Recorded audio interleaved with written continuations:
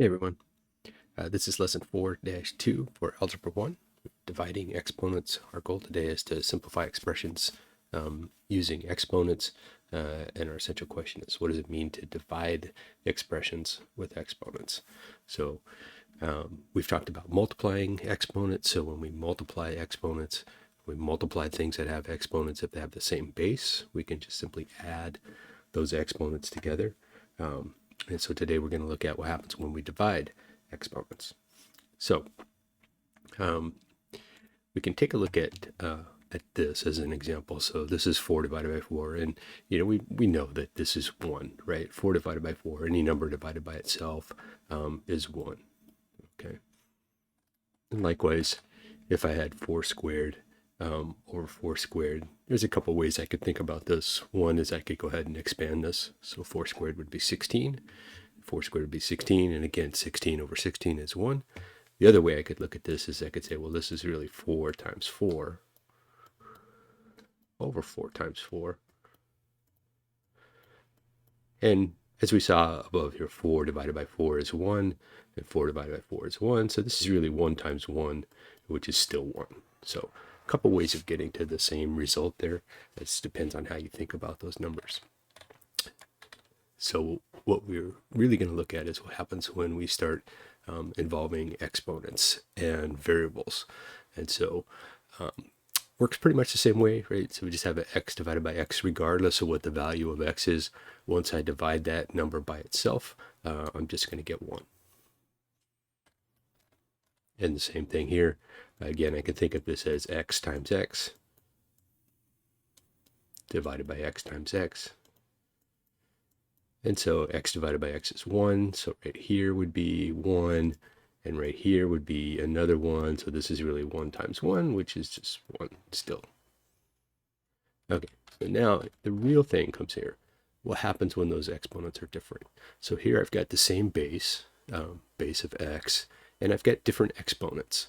So this is a third, right? A degree 3 or a cube. And this is a second degree or squared. And so here I have x times x times x on the top. And on the bottom I have x times x. And so again, if I think about, what makes 1 here, well, x divided by x gives me 1.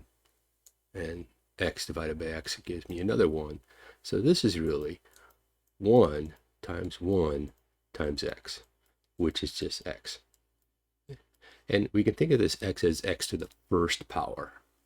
Okay, this is just 1x. Okay, so it's x to the first power. And if I look here, I had 3 x's on the top, I had 2 x's on the bottom, and so I can look and see, well, the difference there is 1. There's 1 more x on the top, and so that's what I'm left with. All those other x's cancel out, and I'm left with an x on the top. And a similar example here, if I had 2 x's on the top and 3 x's on the bottom,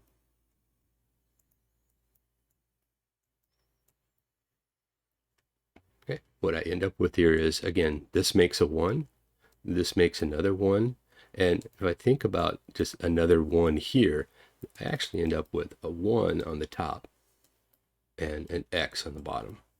So this is 1 times 1, which is 1 over x. Okay, so we get 1 times 1 times 1 over x, we get 1 over x. So I'm looking again at the difference here. So if I have 3 x's on the bottom and I have 2 x's on the top, well, there's more x's on the bottom, and how many more? Well, there's 1 more x on the bottom, so that's how many x's we're left with. So I have 1 x left in the denominator of that fraction. So this kind of gets to the heart of it. What we're really doing is we're looking at the difference in those exponents. Okay, so I can subtract these. I can say, well, 2 minus 3, or I could say 3 minus 2. But that variable, right, that variable is going to stay wherever there's the larger exponent. So there's 3 x's in the denominator. I'm going to end up with x's in the denominator. Here there's more x's in the numerator, so I'm going to end up with an x in the numerator. So this is our general sort of quotient of powers property. So quotient is what's left, right after you do a division problem. It's the result of a division problem.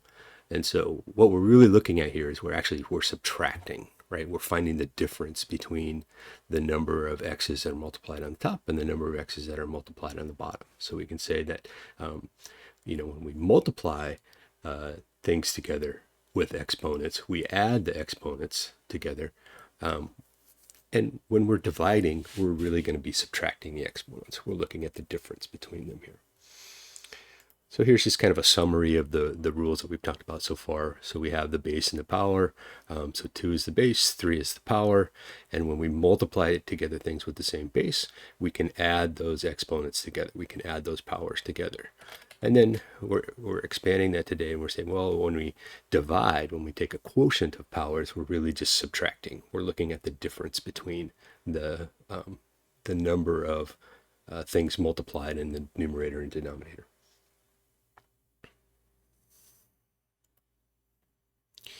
So we look at some examples here. So again, we've talked about when we have numbers, right? We actually want to go ahead and expand those out. But before I jump in and do that, before I go in and calculate what 2 to the 4th is, I can think about this and simplify this a little bit, right? So this is 2 to the 4th and 2 to the 2nd. I have the same base here. So I could actually write this as 2 to the 4 minus 2 power. Okay, I can subtract those exponents. And so 4 minus 2 is 2. So I just get 2 to the 2nd power. And then that's an easy thing to calculate. That is 4. Okay, now alternately, I could have said, well, 2 to the 4th is 2 times 2 is 4, times 2 is 8, times 2 is 16. I could have said this is 16 over 4, right? 2 to the 4th is 16, and 2 to the 2nd is 4, and 16 divided by 4 is 4. Okay, so that's another way to do it. If we use this quotient property, it kind of gets us there a little easier. The calculations that we have to do are a little bit easier. I don't have to figure out what 2 to the 4th is. And so again, if I look here, I have the same base. So I have 10 to the 6th power in the numerator. I have 10 to the 3rd power in the denominator. So again, I can just go ahead and subtract these. So this is 10 to the, there I'm going to do 6 minus 3.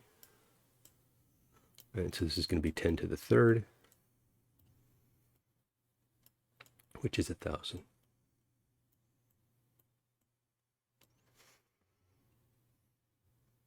Okay, and I hope you know the trick there, that when you have 10 to some power, that power is the number of zeros that go behind the 1.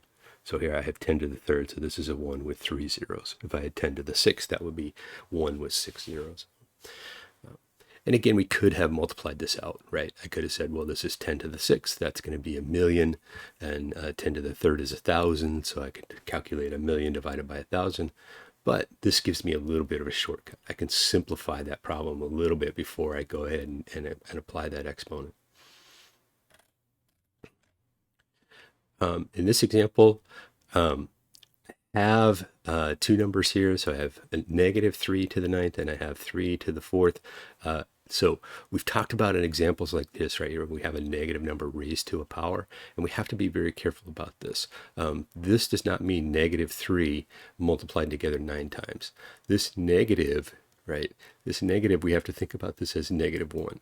So this is negative 1 times 3 to the 9th. Okay. So again, this is kind of a poor way of writing it. I should probably put parentheses around that to make it a little more clear. But this is negative 1 times 3 to the 9th divided by 3 to the 4th. And so here I've got two numbers, right? Two different bases on the top. I've got this negative 1 and I've got 3. And so let me clean this up a little bit. Those.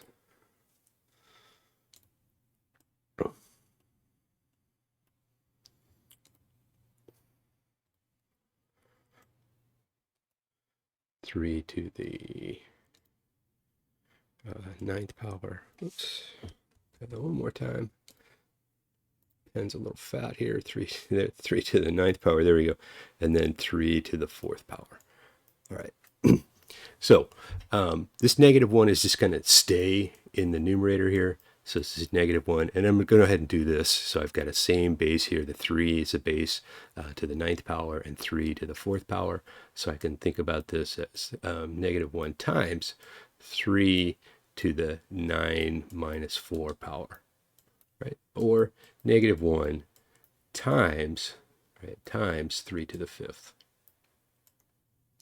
And we don't want to just leave it like that. We want to go ahead and figure out what 3 to the 5th is.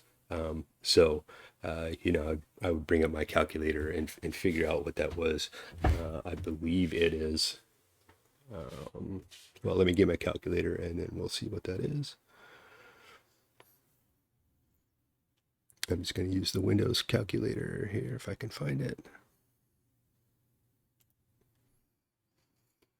And so I can go 3 and then exponent, right, to the 5th equals, and nope, that's not what I wanted to do. I wanted to go 3 to the power. Where is it?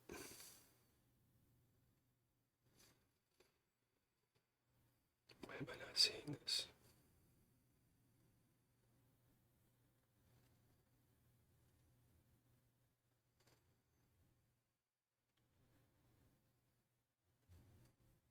There it is, 3 to the 5th. So 3 to the 5th is 243. Okay, so that's going to be 343.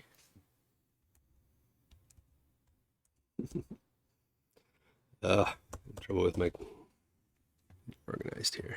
All right, I'm going to start over.